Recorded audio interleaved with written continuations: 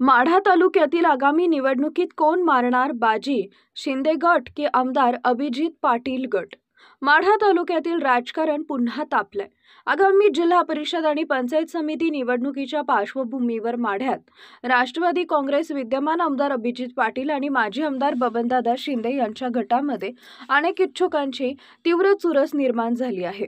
माजी आमदार बबनदादा शिंदे यांचे चिरंजीव रणजितसिंह शिंदे यांनी भाजपमध्ये प्रवेश केल्यानं शिंदे गटात नवचैतन्य निर्माण झालंय.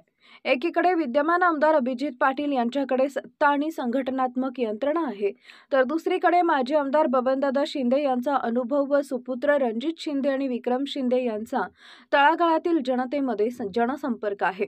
त्यामुळे ही निवडणूक शिंदे गटाच्या प्रतिष्ठेची आहे. त्यामुळे आगामी निवडणूक वाटते तेवढी सोपी असणार नाही आणि याची चर्चा तपासूनच माढा तालुक्याच्या जनतेमध्ये रंगू लागली आहे.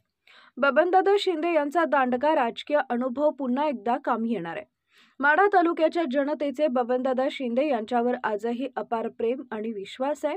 हेच कारण की ते 6 वेळा माढा विधानसभा निवडणुकीत विजयी ठरलेत. त्यांनी नेहमीच जनतेच्या प्रश्नांना प्राधान्य दिलं, गावोगावी विकास कामं केली आणि तळागाळातील कार्यकर्त्यांशी थेट संवाद ठेवला. मागील महिन्यात बबनदादा शिंदे यांची अमेरिका इथं हृदयविकाराची शस्त्रक्रिया यशस्वीरित्या पार पडली. सध्या बबनदादा शिंदे यांची प्रकृती सुधारत आहे. ही बातमी ऐकून संपूर्ण माढा तालुक्यातील जनता आनंदी आहे.